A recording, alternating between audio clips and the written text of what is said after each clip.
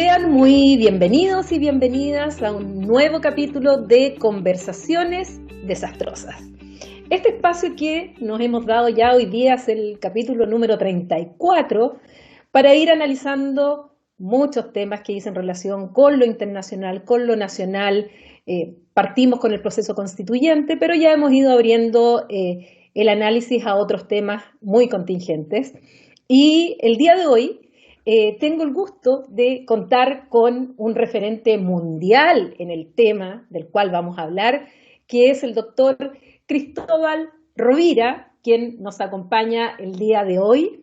Cristóbal es profesor titular de la Escuela de Ciencia Política de la Universidad Diego Portales en Santiago, además es investigador asociado del Centro de Estudios de Conflicto y Cohesión Social COES, es doctor en Ciencia Política en la Universidad de Humboldt en Berlín y, como ya lo dije, un referente absoluto mundial en el tema de que nos convoca hoy día, que es justamente el populismo. Cristóbal, ¿cómo estás?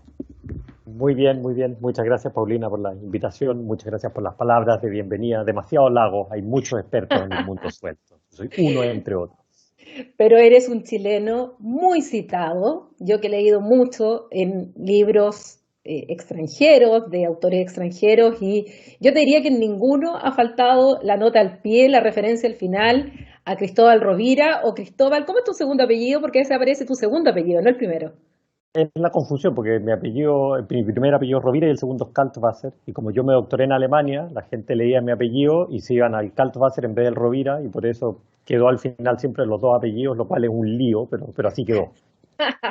Pero sí, es cierto que algunos derechamente te nombran en Europa, y lo sé, porque así lo he conversado también, con tu segundo apellido. Pero como te digo, yo entrando al tema del populismo muy tarde, obviamente que tú eres un referente internacional y además siendo chileno y con la gentileza que siempre has tenido conmigo, para mí es un honor tenerte hoy día para que conversemos de este tema que está de moda, tan de moda aquí, la verdad, porque tú y yo sabemos que esto viene desde bastante tiempo, pero con ciertos retrasos, coletazos, bueno, aparece hoy día en la política chilena.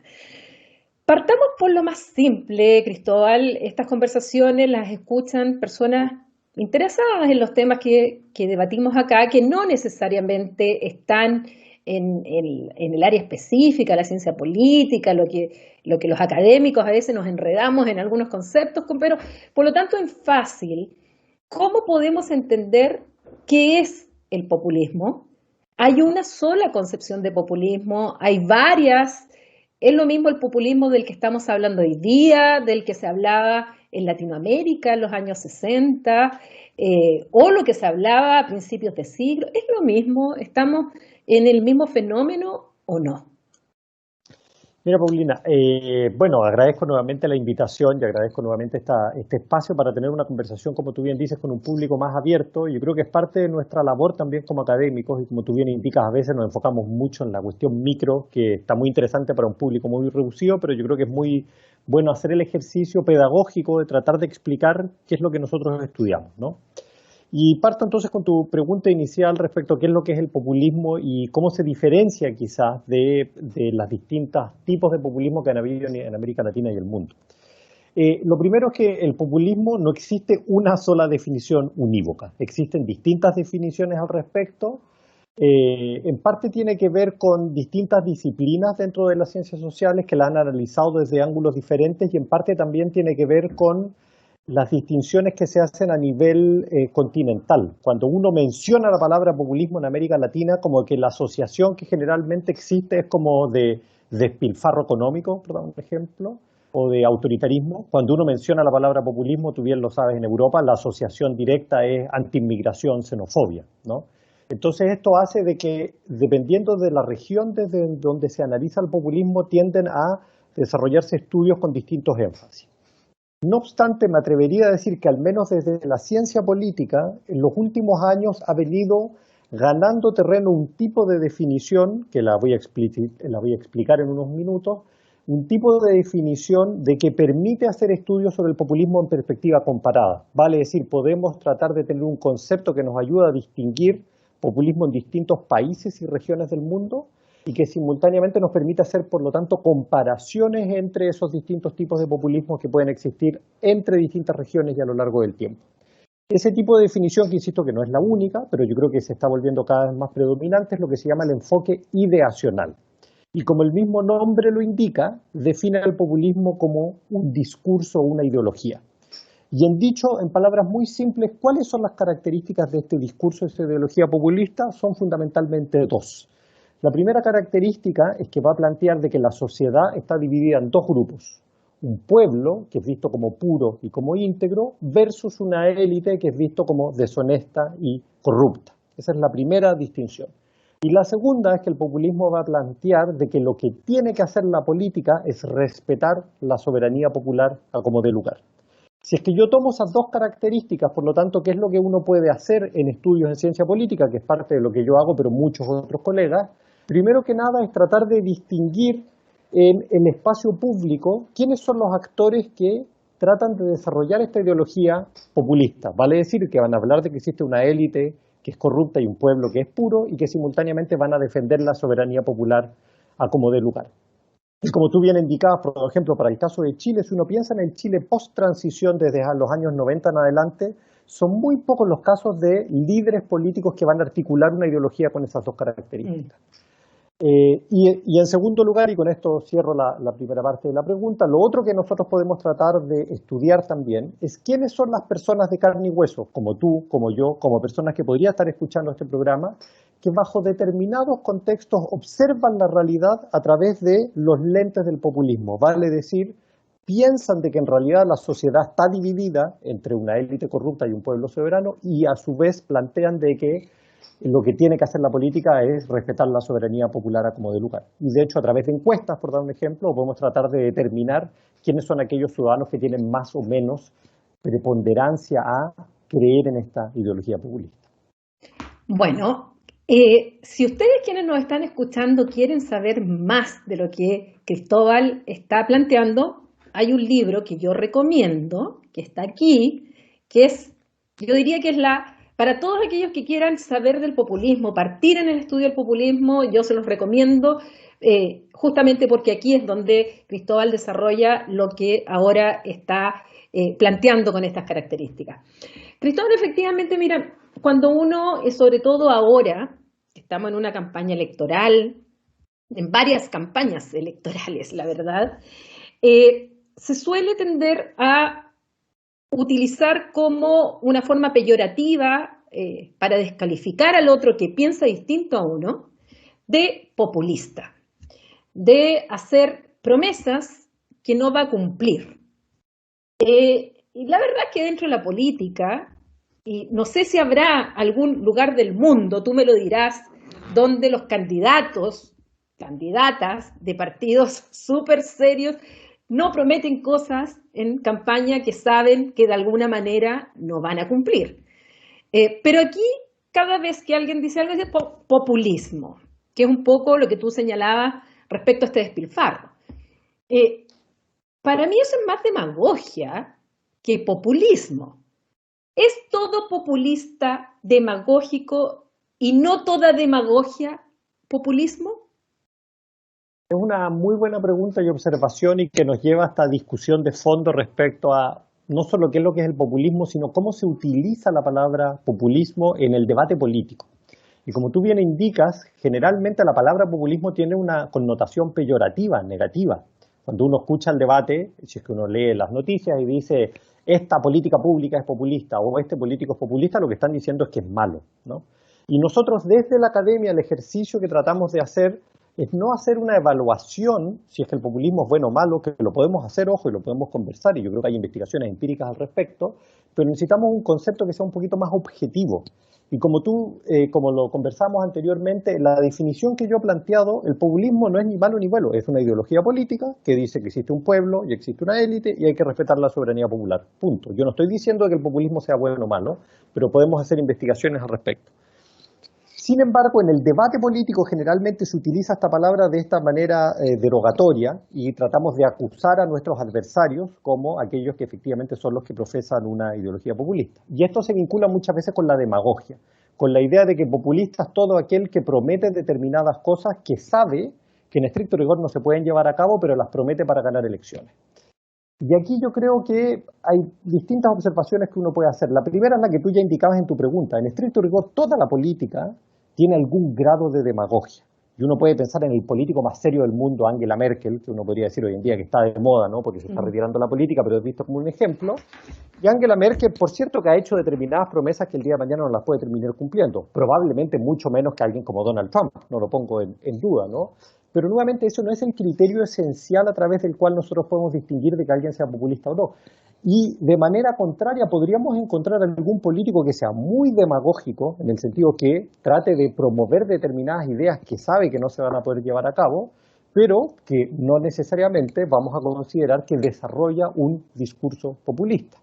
Te pongo el siguiente ejemplo. George W. Bush en los Estados Unidos, quien metió al mundo entero en una guerra contra Irak con consecuencias devastadoras para la economía y para el mundo en su conjunto, ¿no?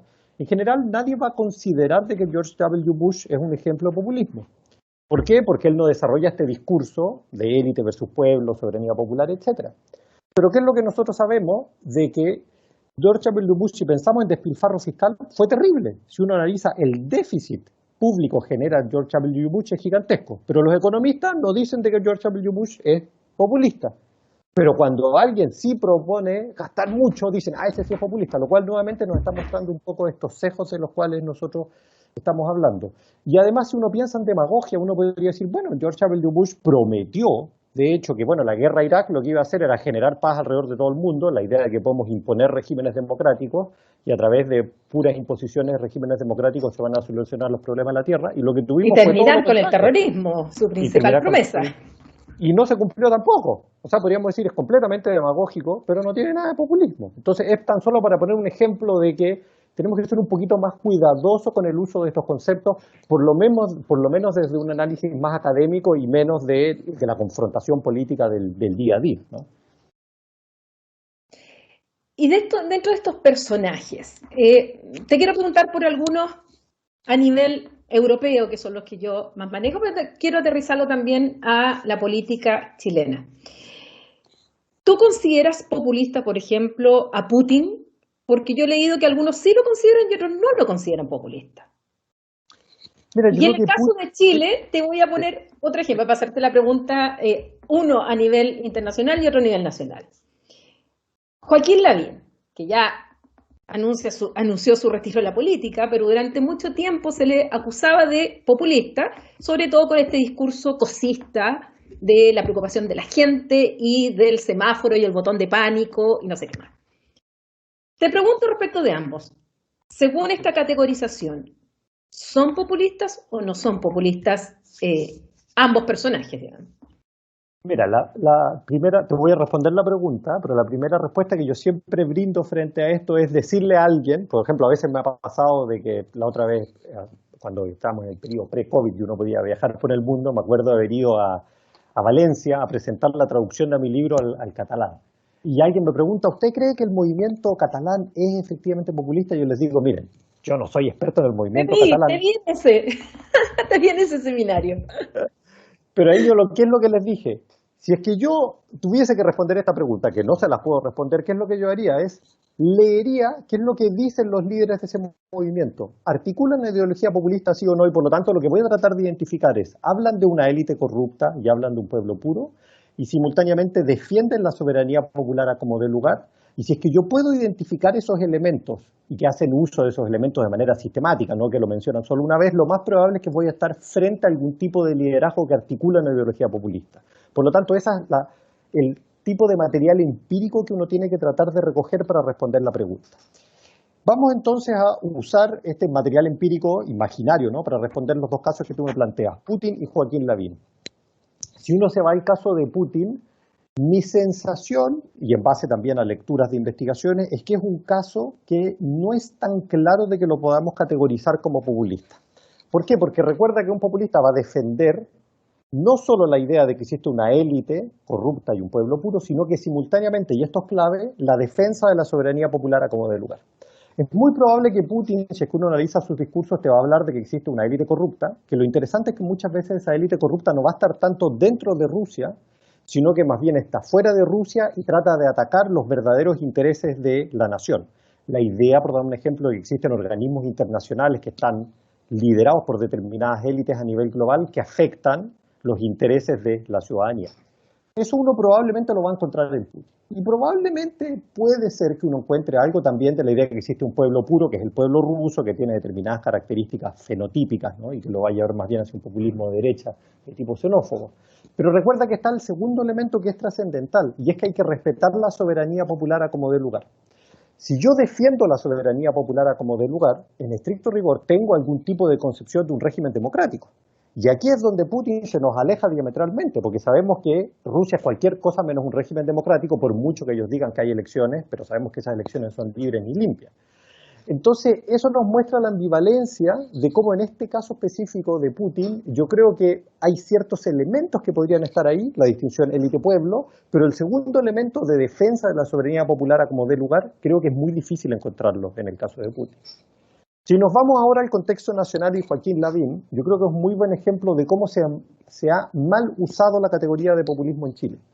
Y Joaquín Lavín se le ha tildado muchas veces de populismo, como tú bien dices, por esta idea del cosismo, ¿no? De que él dice, bueno, los problemas reales de la gente son otros, ¿no? No es el debate político, etcétera. Pero recuerda que la definición que yo planteé dice que necesitamos hablar de una élite corrupta, de un pueblo puro y respetar la soberanía popular a como dé lugar. Yo invito a algunos de los lectores, y soy el primero en retractarme, si es que estoy equivocado, pero que me demuestre cuándo Joaquín Lavín ha hablado de que existe una élite corrupta, me cuesta pensarlo, cuándo Joaquín Lavín ha hablado de que un pueblo es soberano, cuándo él ha dicho que los ciudadanos de Las Condes son los que tienen que mandar. Yo no creo que él haya hecho, y menos como un sujeto de la élite y con mucha vinculación con el mundo de la élite, ha criticado a las élites tajantemente. Yo creo que Joaquín Lavín, y seguramente vamos a ir conversando de eso en el programa, es una figura muy interesante dentro de la derecha chilena, no por la cuestión de que supuestamente sea un populista, porque yo creo que fue uno de los primeros líderes dentro de la derecha que entendió de que el país es mucho más de centro de lo que piensa la derecha chilena. Y por lo tanto él lleva un largo periodo de lucha en contra de la misma derecha, de su propio partido, la UDI, de tratar de mover el partido hacia el centro, de acercarlo más hacia una centro-derecha moderna, más europea, a contrapelo de lo que quiere una parte importante de la derecha chilena. Y eso hace de que muchos líderes, tanto dentro de la derecha como afuera, lo hayan criticado diciendo, bueno, tú eres populista, porque nuevamente populista es visto como un criterio negativo de cómo se evalúan los liderazgos políticos en el debate público, por así decirlo. Ahora quiero que entremos a desmenuzar estos dos elementos. Por un lado, esta diferencia élite-pueblo, élite corrupta, pueblo virtuoso, y por otro lado el tema de la soberanía popular. Aquí se cita mucho en América Latina los estudios de Laclau y Chantal Mouffe, donde también de alguna manera tienen estos dos elementos, pero le dan una carga valórica. O sea, cuando tú dices yo no digo si es bueno o malo, Mouffe y Laclau en el fondo sí le dan una carga valórica y dicen que esto es bueno. Que es bueno en definitiva porque el modelo, sobre todo que ha venido tradicionalmente, no sé si específicamente se refieren al neoliberalismo, pero tienen mucho de antiglobalismo, tienen mucha carga valórica e ideológica. Ellos estiman que está bueno y que de aquí va a surgir una verdadera democracia. Y esa verdadera democracia lo plantean en el sentido de esta democracia más directa y donde algunos lo han leído hasta de asambleísmo, derechamente. Entonces, veamos estas categorías. Primero, cuando hablamos de élite corrupta, ¿qué se entiende por élite? Primero, ¿quiénes estarían dentro de esa élite? Porque dentro de élite pueden haber muchos dentro de ese saco. Y cuando hablamos de pueblo, ¿qué se entiende por pueblo también? O sea, tú y yo somos pueblo, estamos dentro del concepto de pueblo porque también podemos ser calificados de élite. Y bien calificados de élite. Dentro de una élite académica, por supuesto que estamos dentro de una élite. Pero también somos pueblo si es que lo vemos como un elemento del Estado. Entonces, ¿cómo los populistas entienden o cómo se logra esta categorización de quiénes son esa élite y quién es ese pueblo virtuoso? Para ir después al segundo elemento, la soberanía popular. Es decir, que están planteando que la democracia representativa, que es la que existe en la mayoría de las democracias occidentales, o las que tienen democracia, donde hay representantes con un mandato entregado por la ciudadanía en las votaciones, eso ya no sirve porque son esas élites corruptas y hay que ir a la democracia directa. Y por lo tanto, algunos llevan el tema, como te decía yo, incluso el asambleísmo, que todos tienen que participar en la toma de decisión, este pueblo tiene que participar y por lo tanto surgen las herramientas de la democracia directa. El referéndum, el plebiscito, la toma de decisión directa de este pueblo en esto. Entonces, ¿cómo podemos explicar en fácil estas distintas etapas del populismo? Nuevamente, una reflexión muy interesante y que lo que nosotros hacemos en el pequeño libro ese que tú mostraste, que lo escribí con mi amigo y colega Cash Mudes, que tratamos de identificar justamente qué es lo que es el pueblo, qué es lo que es la élite, qué es lo que es la soberanía popular, ¿no? Tanto a nivel teórico como también empírico de cómo funciona esto en la realidad en estos discursos populistas. Antes que nada, yo creo que es importante enfatizar aquí que la élite y el pueblo no hay que pensarlas en un sentido objetivo, como en la idea de que yo voy, saco una foto y digo, esta es la élite y este es el pueblo. Son categorías que se van moviendo a lo largo del tiempo y que forman parte del ejercicio de construcción y desarrollo de ese discurso populista. Te lo pongo de la siguiente manera. Los populismos de extrema derecha, que yo sé que tú también los has estudiado y los has conocido en Europa, si tú analizas los discursos de los partidos populistas de extrema derecha, Jean-Marie Le Pen en Francia, el Frente Nacional en los años 80, era un partido de que se declaraba muy a favor de la Comunidad Europea y no tenía grandes problemas con ella. Y es solo después de los 90, cuando la Comunidad Europea empieza a tener mayores grados de injerencia sobre los estados nacionales, en parte por el Tratado de Maastricht y otro tipo de tratados, de que los partidos populistas de extrema derecha empiezan a tildar de que parte de la élite corrupta es la Comunidad Europea. Imaginémonos por un segundo de que la Comunidad Europea se modifica en 10 o 15 años más, hagamos un ejercicio de futurología, y define que los valores cristianos son parte del proyecto de la Comunidad Europea y hay que cerrar las fronteras a los musulmanes. Te apuesto que los partidos de extrema derecha van a decir, no, ahora la Comunidad Europea no es parte de la élite corrupta. ¿Por qué te pongo este ejemplo? Para demostrar una vez más de quién forma parte de la élite corrupta o del pueblo puro se puede ir modificando a lo largo del tiempo, y eso es lo que permite que muchas veces parte de estos liderazgos puedan irse adaptando a las modificaciones de los contextos políticos. No obstante, que es lo que uno sí puede identificar, de que a grandes rasgos uno puede encontrar dos grandes tipos de populismo. Uno que es el de extrema derecha, que hablábamos recientemente con los ejemplos de partidos como el Frente Nacional en Francia, Vox en España, Partido por la Libertad en Austria, etcétera, ¿no? Y por otra parte, partidos populistas de extrema izquierda, como podría ser Syriza en Grecia, como podría ser Podemos en España, ¿no? Y cada uno de estos partidos o discursos populistas tienen conceptos muy diferentes de quiénes son los miembros, tanto de la élite como del pueblo. En términos muy simples, si es que yo pienso en los partidos populistas de extrema derecha, van a tender a plantear de que las élites son sujetos que tienen mucho poder, que son con valores progresistas, como podrían ser intelectuales como tú y yo, por dar un ejemplo, si estuviéramos en Francia, Alemania o en España, de que controlan determinadas instituciones y tratan de imponer valores que atentan contra la soberanía popular y contra el pueblo puro. Y el pueblo puro, para esos populistas de extrema derecha, generalmente tiene que ver con una definición muy chauvinista y xenófoba de quiénes son los miembros de la nación.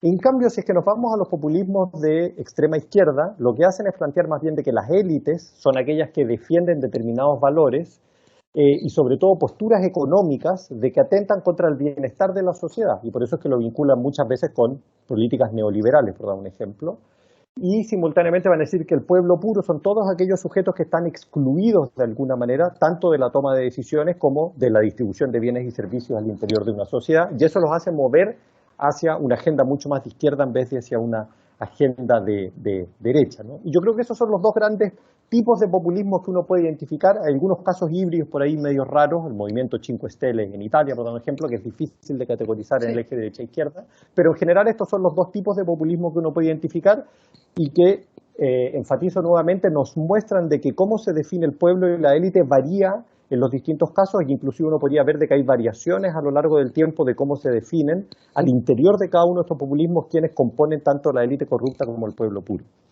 Perdone que te interrumpa en ese punto, Cristóbal. Casmude habla que uno de los elementos es justamente el nativismo y en la ultraderecha hace que sean anti-inmigración, o sea, de base anti-inmigración, pero que este elemento no se daría en el populismo de izquierda. De hecho, el populismo de izquierda es muy pro-inmigración. De hecho, o sea, si lo vemos en Podemos, jamás va a tener un discurso anti-inmigración. Pero si vemos a el Partido por la Libertad o todos estos partidos de la libertad que encontramos en Dinamarca, en Suecia, ¿por qué usan siempre el libertad como el concepto que lo encontramos en casi todos? Por eso yo me confundo en los nombres. En Austria, bueno, Bélgica está el Vlaams-Belang hoy día, que era el Vlaams-Blok anteriormente, y nos podemos encontrar con muchos más. Entonces, por un lado, ¿habría ahí una diferencia entre un populismo de derecha y un populismo de izquierda? Y segundo, ¿coinciden ambos con ser neosoberanistas? O sea, que cuando les tocan la soberanía, como tú lo planteabas, que le eche la Unión Europea, desde el momento en que avanza en esta transferencia de competencias nacionales en un ente supranacional, bueno, vienen estos movimientos anti-Unión Europea y que más encima se juntan como familias ahora en grupo en el Parlamento Europeo. ¿Es eso tan así como yo te lo estoy planteando? Mira, sobre el primer punto que tú indicas, absolutamente cierto, y de hecho el concepto mismo de partidos populistas de extrema derecha, generalmente la literatura académica lo que dice es que es una combinación de tres ideologías. La ideología populista, que ya la conversamos; segundo, una ideología nativista, que como tú bien indicabas es al fin y al cabo la defensa de un concepto de la nación chauvinista, que tiene que ver de que solo los miembros de la nación son los que pueden habitar el Estado, y cualquier elemento foráneo es visto como un ataque a esa nación homogénea, ¿no? Y por lo tanto, obviamente, xenófobo. Y el tercer elemento es el autoritarismo, no definido como régimen autoritario, sino como más bien la idea de que necesitamos una sociedad muy ordenada, donde hay clara jerarquía, y por lo tanto necesitamos recomponer el orden social, ¿no?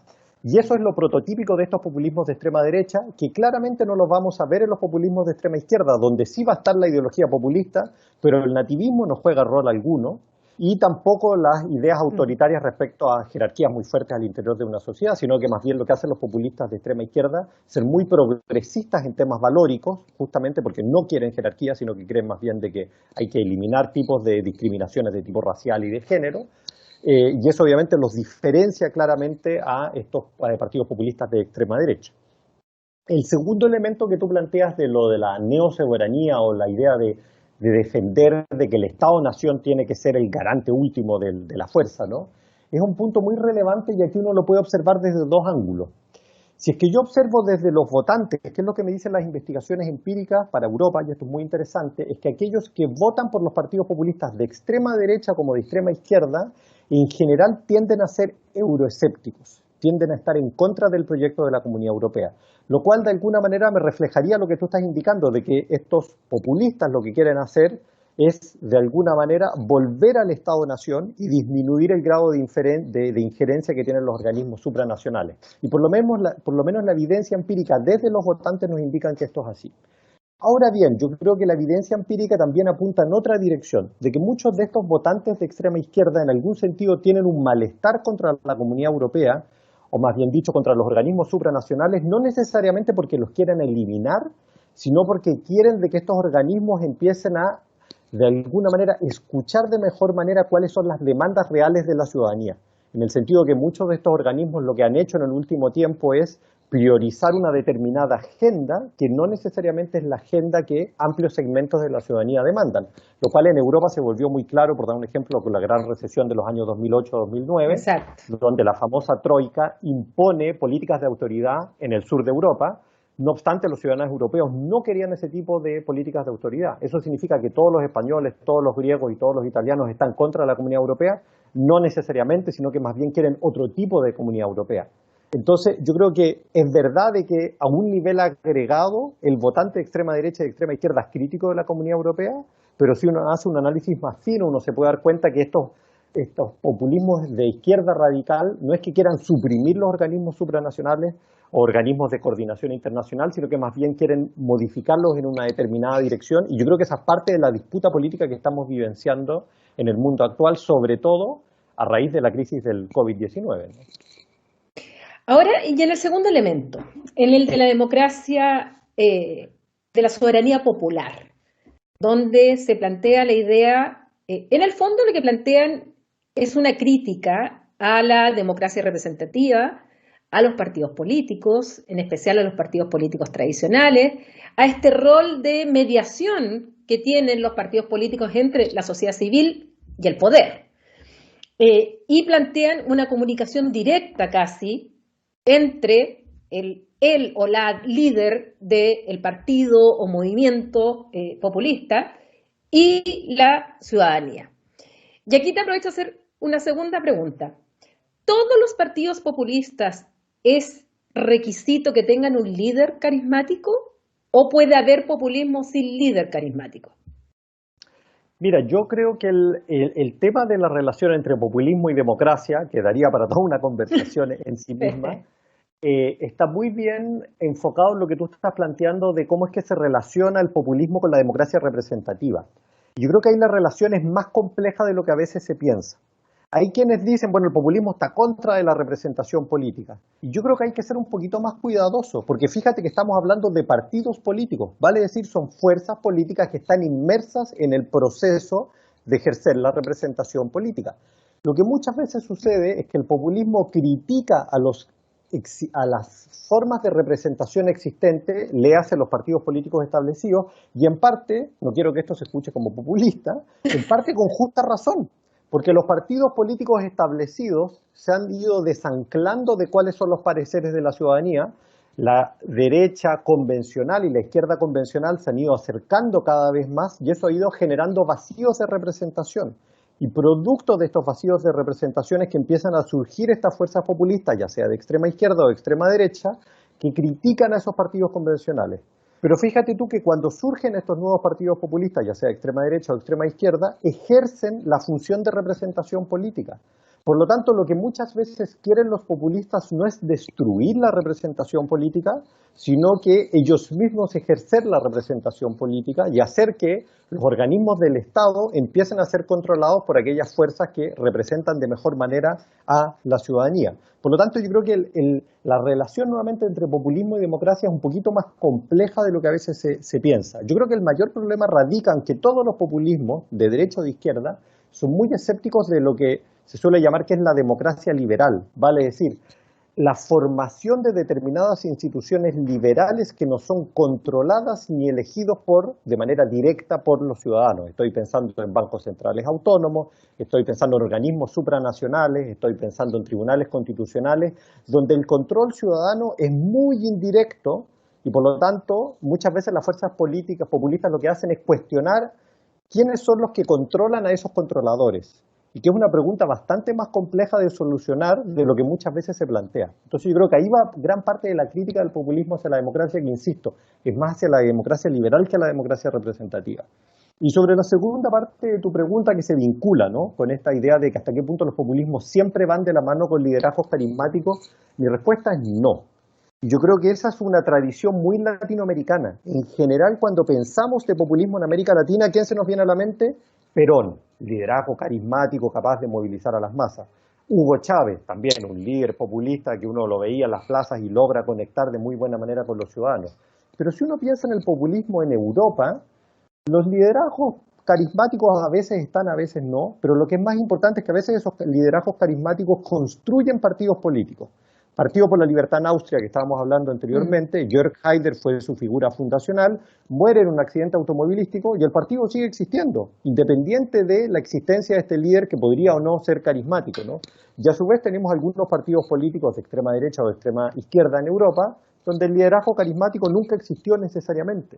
Por lo tanto, ojo que la asociación entre carisma y populismo es más ambigua de lo que se piensa. Como también es cierto que podemos tener liderazgos carismáticos, Nelson Mandela, que son cualquier cosa menos populistas. Entonces, ojo, que no hay que decir de que todo líder carismático populista o que todo populismo necesariamente es carismático. Yo creo que la realidad nos muestra que es más compleja esa imbricación.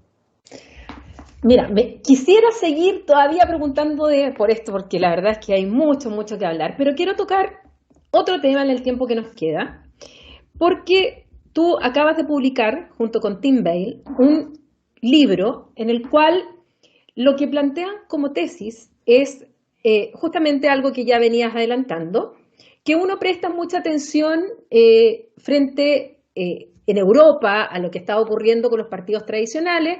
Uno ha prestado mucha atención a las caídas que ha sufrido la izquierda tradicional, la socialdemocracia en Europa, que tal vez ahora está pegando un pequeño repunte, pero en general claramente uno puede ver una caída muy abrupta de su apoyo. O sea, si pensamos en el PASOK, donde en definitiva en Grecia desaparece, en Francia el Partido Socialista llegó a tener un 6% en la última presidencial, cuando tenía la mayoría, tenía el gobierno, tenía la mayoría en la Asamblea Nacional Francesa y sencillamente pierde las elecciones frente a Emmanuel Macron, y donde vemos efectivamente la socialdemocracia alemana, como, bueno, ha habido cambios ahora también, pero también un 26% tiene, o sea, tampoco es que haya arrasado en las últimas elecciones.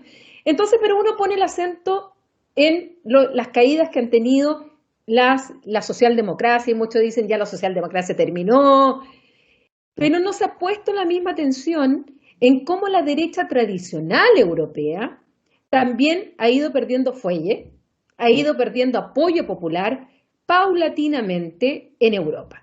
El caso del Partido Republicano o Les Républicains en el caso francés, o también lo que estamos viendo hoy día en el caso de la CDU o la CSU, los socialcristianos o los demócratas cristianos alemanes, y eso lo podemos ver en varios países donde efectivamente van bajando. Cuéntanos, ¿cuál ha sido la tesis principal, la explicación que ustedes, porque lo escribieron con Tim Bale, encuentran a este fenómeno que está ocurriendo? Y mi segunda pregunta, de nuevo amarrada a esa, ¿quiénes van ganando? ¿Hacia dónde va el trasvase de los votos? ¿Realmente el trasvase de ese voto, y ya se lo podemos pensar en el escenario chileno también hoy día, de esa caída de la derecha tradicional, necesariamente los votos se están yendo a la ultraderecha o a la derecha radical populista, o se está yendo a otros partidos nuevos, o no tan nuevos, pero que hoy día están ganando espacio, como los verdes en Europa, o los liberales en Europa, o en otros sectores que uno va encontrando? ¿Y cómo ves el fenómeno en Chile en eso hoy día en las presidenciales? Excelentes preguntas y que nos llevan justamente a este libro que, como tú bien indicas, acabo de publicar con mi amigo y colega Tim Bale, quien es profesor en Queen Mary University de Londres. Este es un proyecto que nosotros iniciamos con él hace un par de años, donde invitamos a varios colegas de expertos en distintos países de Europa a tratar de explicarnos qué es lo que está sucediendo con lo que llamamos la derecha mainstream, la derecha convencional, en países como Suecia, Alemania, Francia, Italia, España, etcétera, y que trataron de aplicar una teoría que nosotros desarrollamos con Tim y que en parte se nutre del debate global. No es que nosotros seamos los únicos expertos en esto, ¿no? La teoría que nosotros formulamos con Tim es relativamente simple. Y lo que nosotros decimos es que si queremos comprender por qué los partidos de derecha convencional, como pueden ser los partidos conservadores en el Reino Unido, o como el Partido Cristiano Demócrata en Alemania, o el partido del PP en España, por qué están sufriendo un difícil periodo histórico, lo que nosotros decimos es que tenemos que comprender que hay dos grandes revoluciones que afectan el contexto europeo y que seguramente vamos a conversar más adelante, aplican muy bien también a lo que está sucediendo en Chile. La primera revolución es lo que se llama la revolución silenciosa, que hace años atrás desarrolló un cientista político norteamericano que falleció hace poco, este argumento que se llama Ronald Inglehart. Inglehart, a través de encuestas que viene desarrollando a lo largo del tiempo, demuestra de que el proceso de modernización económica muy exitoso que tuvo Europa desde los años 60 en adelante, la Europa de posguerra, llevó a una transformación valórica de la sociedad. Y él lo llama una revolución silenciosa porque esa transformación valórica llevó mucho tiempo, varias décadas. No es que la sociedad europea se vuelve liberal de un año para otro, sino que toma décadas en que empiezan a surgir ciudadanos cada vez más liberales. Y es lo que él llama la transformación hacia lo que es una sociedad postmaterial donde la temática ecológica, la temática de género, la temática del medio ambiente empieza a ganar mucho espacio. Y producto de eso, los partidos políticos se empiezan a adaptar hacia ese nuevo votante que es más progresista valóricamente. Y esa es una tendencia que uno la puede observar a lo largo de todos los países de Europa, en algunos con mayor velocidad que en otros, pero la vamos a encontrar a lo largo de toda Europa. Y eso hace que estos partidos de derecha convencional lentamente se empiecen a adaptar hacia ese votante medio más progresista. Dos ejemplos. Angela Merkel, cristiano-demócrata, partido de centro-derecha, es quien legaliza el matrimonio igualitario en Alemania. En contra de ella, pero ella sabía que su partido estaba dividido. ¿Y qué es lo que ella dice? Voy a poner esto para que se debata en el Bundestag, en el Parlamento, yo voy a votar en contra, pero abro el debate y doy libertad de acción a mi partido. La mitad del Partido Cristiano-Demócrata vota a favor, todas las fuerzas de centro-izquierda en Alemania votan a favor y se aprueba el matrimonio igualitario. David Cameron en el Reino Unido hace exactamente lo mismo. Y aquí estamos viendo cómo es que esta derecha convencional se adapta a este votante más progresista. Pero simultáneamente viene la segunda revolución, que es lo que Piero Ignazi, un cientista político italiano, llama la contrarrevolución silenciosa. ¿Y a qué se refiere esto? Que a la medida que la sociedad se empieza a volver más liberal y progresista, existe un segmento del electorado que es relativamente minoritario, que no se siente cómodo con esta transformación de la sociedad y que de alguna manera observa con nostalgia la antigua Europa, por así decirlo, que era más autoritaria, que era menos progresista, que era más antiinmigratoria. Y es allí cuando empieza a haber un espacio electoral para que surjan estos partidos de derecha populista radical, que en algunos países se establecen muy prontamente, como en Francia o en Austria, y en otros países es un fenómeno muy nuevo, como en Alemania, que tan solo en las últimas 2 elecciones tenemos un partido de extrema derecha que se consolida. Entonces, esta revolución silenciosa versus esta contrarrevolución silenciosa genera un conflicto societal para el cual es muy difícil posicionarse a la derecha convencional. Porque ¿qué es lo que tiene que hacer una derecha convencional? Tiene dos opciones. O se adapta a ese votante medio que es más progresista, y eso tiene como consecuencia que va a perder al votante extremista y se lo tiene que ceder a la derecha populista radical, o por el contrario, trata de adaptarse a ese votante más extremista, pero significa que va a perder a ese votante que es más de centro. Y ese dilema no tiene una solución en estricto rigor. Y por eso hace que todos los partidos, hay diferencias, ¿no? Pero en general todos los partidos de centro-derecha convencional han venido perdiendo votos a lo largo del tiempo. Y esa es la tesis central que nosotros tratamos de desarrollar aquí en nuestro libro. Y vuelvo a tu segunda pregunta que vincula con la primera. Bueno, ¿quiénes son los ganadores en este nuevo escenario? Mi primera respuesta simple sería decir, no hay ganadores. ¿En qué sentido no hay ganadores? Que lo que tenemos en Europa, y que se asemeja mucho a lo que está sucediendo en Chile, es que hay una fragmentación del espacio político. Desaparecieron lo que se llamaban los partidos catch-all o partidos atrápalo todo, que podían obtener 30-40% del electorado, y lo que tenemos es el fraccionamiento del electorado en distintos partidos políticos que son más bien de nicho. Un partido que es verde, un partido que es extrema derecha, un partido que es socialdemócrata, un partido que es cristiano-demócrata, y a lo más pueden conquistar un 15, 20, 25% de los votos. Por lo tanto, desaparecen estos grandes partidos, empiezan a aparecer estos partidos más fragmentados, y la gran disputa política es cómo se asegura gobernabilidad cuando tenemos gran fraccionamiento del espacio político, y aquí es donde yo creo que viene el gran desafío del siglo XXI, es cómo se construyen coaliciones políticas con un electorado que está cada vez más fragmentado y en parte cada vez más polarizado, ¿no? Y, a ver, antes de entrar a Chile, hace un par de días se dio a conocer ya que conoces mucho Alemania, se dio a conocer el preacuerdo entre los socialdemócratas, que son los que ganaron finalmente las elecciones en número de votos, con los verdes y con los liberales. ¿Ya? Esto que se llama la famosa coalición semáforo. Y cuando uno lee los principales, los preacuerdos, las líneas generales que ellos ya dijeron, ok, aquí vamos a ceder un poco y finalmente llegan a esto, surge un concepto que a mí me llamó la atención y que me gustó mucho, debo reconocerlo, que es esto de economía ecosocial de mercado, que en el fondo hicieron transacciones, porque por un lado tenemos a la socialdemocracia y a los verdes que son muy partidarios del intervencionismo del Estado en la sociedad y sobre todo en la economía. Y por otro lado está el Partido Liberal, que es todo lo contrario. O sea, para ellos es el mercado quien tiene que regular todo. Pero tenían que finalmente llegar a un acuerdo. Por un lado, también los socialdemócratas, una de sus promesas electorales era subir el sueldo mínimo, cosa a lo que se oponían los liberales.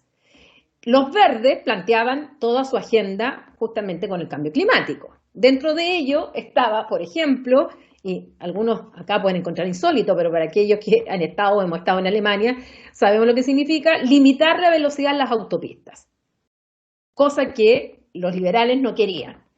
Y así nos encontramos con una serie de otros conceptos y cuando uno ve las promesas, efectivamente se dieron y está la subida del sueldo mínimo a un 25% en el primer año y con la posibilidad de subirlo, planteando hasta 12 euros por hora en Alemania, lo que es un avance respecto a lo que habían planteado, a lo que había llegado Angela Merkel. Se plantea invertir más en investigación, en ciencia, en innovación, en digitalización. Es increíble, pero uno en Chile tiene mejor internet y tiene mejor acceso y está mucho más modernizada la administración pública de lo que está Alemania. O sea, están en un atraso y eso es algo que se le critica a Angela Merkel. Entonces, también ponen el acento ahí, deciden no aumentar los impuestos, que era algo que querían los verdes y querían los socialdemócratas, pero ahí cedieron ante los liberales y también cedieron porque dijeron no vamos a aumentar no vamos a limitar la velocidad, pero también los socialdemócratas, los liberales ceden y dicen, ok, subamos el sueldo mínimo, ok, invertamos más en infraestructura pública, porque Alemania, otra crítica que se le hacía a Angela Merkel era que no invertía mucho en las propias, digamos, en servicios públicos. El aeropuerto de Berlín lleva no sé cuánto tiempo y es súper atrasado, si es que vemos otro. Entonces, finalmente llegan a este acuerdo. Todavía no sabemos si eso va a llegar al fin a un acuerdo, pero surge, al menos, si esto funcionara, una forma de cómo tres partidos, sobre todo los verdes con los liberales que opinaban tan distinto en algunas materias, logran llegar a un acuerdo. Y podríamos encontrarnos por primera vez en la historia de la República Federal Alemana con un gobierno tripartito gobernado por un socialdemócrata junto con los verdes y los liberales.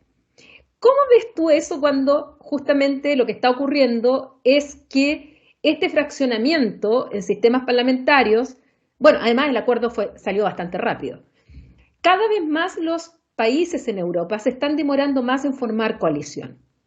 Creo que en Países Bajos todavía ni siquiera forman coalición, o sea, llevan meses. O sea, ni te explico en Bélgica, que tiene el récord.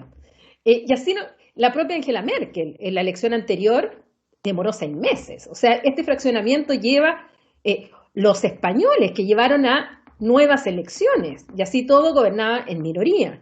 Entonces, y este acuerdo, y si lo traemos ahora a un sistema presidencial como el nuestro, presidencial reforzado con este fraccionamiento, ¿qué panorama tenemos? Yo sé que nos queda poco tiempo, yo hablaría pero toda la tarde contigo, pero veamos esos puntos y entramos al final ya derechamente a Chile y cómo ves la situación actual y quiénes en Chile sí responden a este concepto de populismo. Mira, lo que tú observas es absolutamente certero y nos está mostrando esta tendencia de la política europea de cómo es que la fragmentación del espacio electoral está llevando a que la conformación de gobierno se dificulta, porque hay más actores que tienen que negociar entre sí y obviamente si tienes a 2 personas sentadas en la mesa o 3 o 4 o 5 es más difícil ponerlos de acuerdo, ¿no? Y una de las consecuencias de esto es que la formación de los gobiernos es más dificultosa. La segunda consecuencia interesante es que yo creo que los gobiernos de minoría se van a empezar a volver cada vez más comunes, porque dado de que es muy difícil lograr un acuerdo, es cada vez más probable que tú tengas 2 o 3 partidos que no alcancen a tener el 50% de los votos, pero que sí aseguren poner a un primer ministro y que van a tener que ir legislando ad hoc en base a qué tipo de políticas públicas quieren implementar, si es que para esa política pública consiguen votos de aquí y de acá, etcétera, ¿no? Yo creo que eso es algo que hay que observarlo con interés también, porque creo que es una transformación que podría llegar para quedarse producto de esta fragmentación del espacio político. No obstante, lo que tú bien indicas para Alemania, que es interesante, es cómo es que estas fuerzas políticas, donde tienen puntos que son fáciles de ponerse de acuerdo y otros que son muy difíciles, logran negociar y cada uno cede una parte para tratar de encontrar un puzzle donde todos logran decir, bueno, todos ganamos, por así decirlo, con este tipo de acuerdo. Y yo creo que ese desafío es interesante, sobre todo porque Alemania es una potencia mundial y por el peso que tiene al interior de la Comunidad Europea. Entonces, en el caso de que estos tres partidos efectivamente logren ponerse de acuerdo y logren gobernar y llevar a cabo transformaciones, yo creo que va a ser un ejemplo muy interesante para el resto de Europa de demostrar de que tenemos que empezar a pensar en nuevos tipos de coaliciones posibles. Y que, insisto, si es que este tipo de gobierno funciona para el caso de Alemania, yo creo que va a ser un ejercicio interesante. Si lo llevamos esto a lo que está pasando con el caso de Chile, que es lo que seguramente vamos a discutir en estos últimos minutos, nos muestra un gran problema en nuestro diseño institucional. Cuando tú tienes alta fragmentación del espacio político, pero un régimen presidencial, tienes el peor de los mundos. Porque lo que va a pasar en la elección presidencial en Chile, a mi juicio, y ya lo están mostrando las encuestas, es que no hay candidatos que estén marcando muy fuertemente las preferencias. El candidato que más va a obtener votos será que el 25, 26, 27, 30% de los votos con suerte. Por lo tanto, vamos a tener una segunda vuelta donde van a pasar dos candidatos y una parte importante del electorado va a tener que votar por el mal menor. Va a tener que decir de estos dos candidatos que están ahí, cuál es el que no necesariamente representa, pero pienso que es el menos malo para el futuro de Chile. Y eso, o sea, es un voto en contra más que un voto por convicción. Porque no quiero que salga el candidato A, voto por el candidato B. Porque no quiero que salga el candidato B, voto por el candidato A. Pero eso significa que ese presidente o presidente de la República que salga electo va a ser un candidato, un nuevo presidente o presidenta que parte con el pie inverso, por así decirlo. Porque gana la elección, pero no porque la gran mayoría lo quiera, sino que porque una parte importante rechaza la otra alternativa. Muy similar a lo que le pasó a Emmanuel Macron. Macron saca el 65% de los votos en Francia, no porque el 65% de los franceses lo ame, sino porque una parte importante del electorado en Francia rechaza a Marine Le Pen, que es una líder de derecha populista radical. Chirac fue más aún, sacó el 80%. El 82%, claro. Sí. Pero Francia es un modelo extraño, porque es un régimen semipresidencial. Sí. ¿Qué es lo que pasa en los regímenes parlamentarios? De que los votantes no tienen ese dilema, porque tienen una gran cantidad de distintos partidos, votan por las distintas opciones y después esos partidos se tienen que poner de acuerdo, como lo que está pasando en Alemania. Si es que en Chile tuviésemos un sistema más parlamentario, yo creo que este dilema sería más simple, porque ¿qué es lo que va a pasar? De que los distintos partidos van a competir, esos distintos partidos obtienen una cantidad de parlamentarios y después esos parlamentarios tienen que ponerse de acuerdo en mínimos comunes, ejercer un nuevo programa de gobierno y decir, bueno, estamos de acuerdo en esto y tenemos un 50% de los votos para tener un primer ministro o una primera ministra. Y yo creo que eso ayudaría a darle más gobernabilidad al país, y yo creo que es parte del debate que vamos a tener en nuestra Asamblea Constituyente respecto a cuál es el régimen político que es mejor para el Chile del siglo XXI. ¿Quiénes son populistas aquí en Chile hoy día? ¿Quiénes cumplen con estas características de esta división élite-pueblo, élite corrupta, pueblo virtuoso, y que al mismo tiempo invocan la soberanía popular? ¿Existe alguno o algunos que, tanto derecha como de izquierda, que calcen con estos requisitos? Mira, yo creo que en términos claros y simples, yo creo que hay tres tipos de actores que uno puede identificar en Chile que calzan con esta definición. El primero de ellos es la derecha populista radical, que yo creo que en Chile llegó, que se estableció y que es José Antonio Cast y el Partido Republicano. Y que si recuerdas, hablábamos anteriormente, la derecha populista radical se caracteriza por defender populismo, autoritarismo y nativismo, y esas tres ideologías están muy presentes en el Partido Republicano de José Antonio Cast. El opuesto también es cierto si pensamos en la izquierda populista radical, que yo creo que no está tanto dentro del Frente Amplio, sino que más bien fuera del Frente Amplio. Y estoy pensando sobre todo en algunos elementos de la lista del pueblo, aunque también es cierto que yo creo que hay algunas voces al interior del Frente Amplio que sí son muy cercanas al populismo de izquierda radical, pero lo que es interesante es que las caras más visibles del Frente Amplio, estoy pensando en Gabriel Boric, en Jackson, en Bea Sánchez, creo que no son muy populistas. Si uno analiza sus discursos, yo creo que van a ser pocas las veces que uno diga hay una élite corrupta, un pueblo puro y hay que respetar la soberanía popular. Creo que van a ser pocos los ejemplos que vamos a encontrar. Con lo cual no quiero decir de que el Frente Amplio no sea nada de populista, pero creo que no es lo que domina en su ideología, sino que más bien elementos que están más a la izquierda del Frente Amplio. Y por último, hay un tercer tipo de fuerza populista en Chile que se está desinflando hoy en día, que es un populismo como hablábamos de Cinque Stelle, de que es Mm, difícil de categorizarlo en el eje derecha-izquierda, que yo creo que la mayor exponente de esto es Pamela Giles, ¿no? Que intentó esto, con esta crítica constante. Ella era populista full, ¿no? O sea, contra la élite, defensa de la soberanía popular, la idea de que existe un pueblo puro, que son sus nietitos, etcétera, tiene toda esta ideología. Pero fíjate que categorizarla en el eje derecha-izquierda es muy difícil, porque un día está contra el empresariado, pero simultáneamente quiere pena de muerte. Entonces, ¿dónde la categorizamos? Ese populismo creo que no prendió, y por lo menos creo que al día de hoy ninguno de estos populismos tiene un segmento importante del electorado. Yo creo que pueden sacar réditos del 10, 15, 20, 25%, pero me cuesta pensar de que vayan más allá de ese espacio, que logren ir más allá de un 25% del electorado. Lo cual todavía es una fortaleza del régimen democrático chileno, creo yo.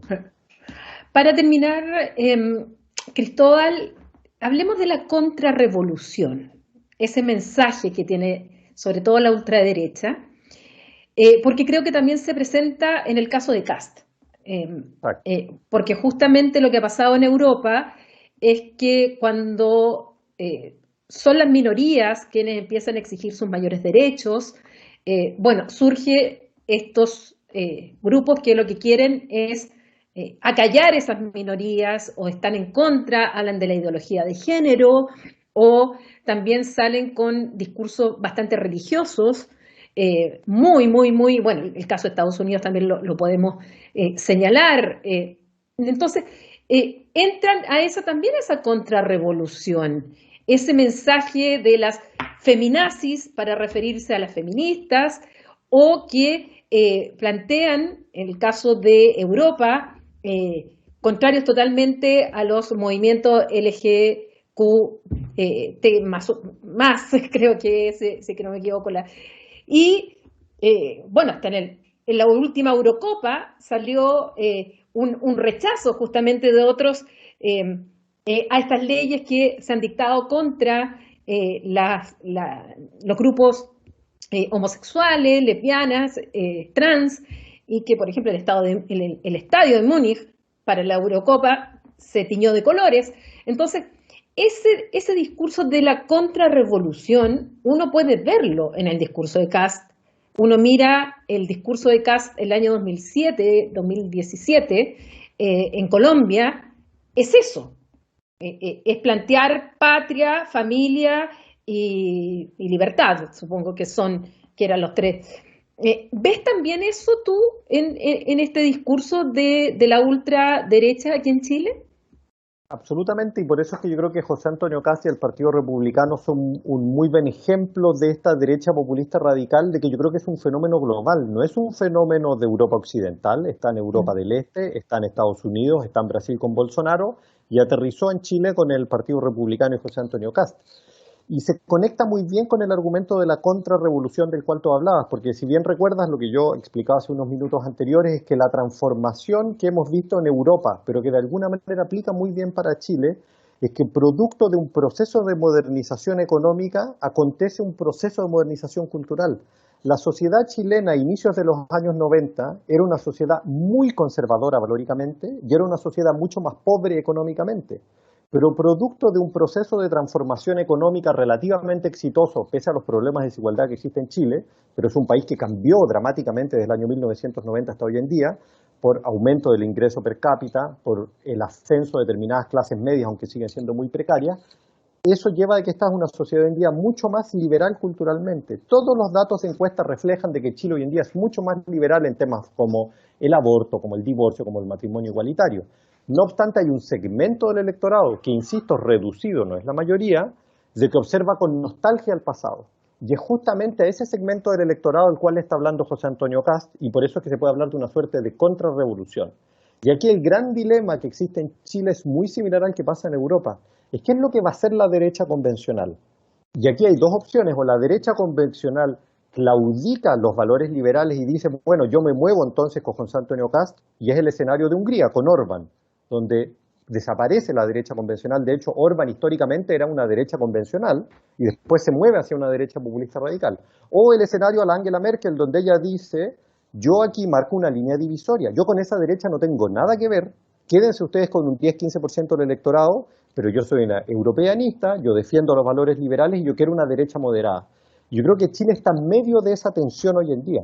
Y por lo tanto yo creo que tenemos que analizar no solo el fenómeno de José Antonio Kast, sino cómo la derecha convencional se adapta o no se adapta a el fenómeno de José Antonio Kast. Y yo creo que eso es algo que va a ser muy interesante de observar, no solo respecto al resultado de la elección ahora, sino que en el mediano plazo, cómo es que esta derecha vieja y la nueva derecha, o la derecha convencional y derecha ultra, se diferencian o no se diferencian. Y yo creo que eso va a ser un elemento central para comprender cómo es que nuestra democracia va a seguir evolucionando en los próximos años. ¿Y qué pasa con el lado de los socialistas? Porque así como la socialdemocracia en Europa cayó y de alguna manera esos votos se fueron a sectores más de ultraizquierda, otros se fueron a los verdes, aquí también vemos un partido socialista, una socialdemocracia, si es que la pudiéramos llamar así, también bastante dividida entre aquellos que, bueno, quieren seguir con la idea de la concertación y apostar a Proboste, o hay un sector ya importante que ha dicho claramente que no quiere seguir con eso y que está con Boric. O sea, también está en el dilema ese otro socialismo tradicional, partido convencional, que también se encuentra en el dilema. Efectivamente, así como tenemos el dilema de la derecha entre estas dos fuerzas, por así decirlo, tenemos un dilema similar con la izquierda en Chile, aunque yo creo que el problema de la izquierda en Chile, yo lo necesitaría menos es el énfasis de los ultra versus los moderados, y tiene más que ver con una suerte de clivaje generacional, literalmente entre la vieja izquierda, que es el mundo de la concertación, y la nueva izquierda, que es la del Frente Amplio. Y por lo tanto yo creo que el desafío trascendental es similar al de España. ¿Hasta qué punto estas distintas izquierdas, Podemos, PSOE, Frente Amplio, PS, por dar un ejemplo, son capaces de coordinarse o no, tanto para ejercer gobernabilidad como para ofrecer un programa político que sea sustentable en el largo plazo? Y yo creo que ese es el gran desafío que va a estar, sobre todo cuando tengamos los resultados de la elección parlamentaria.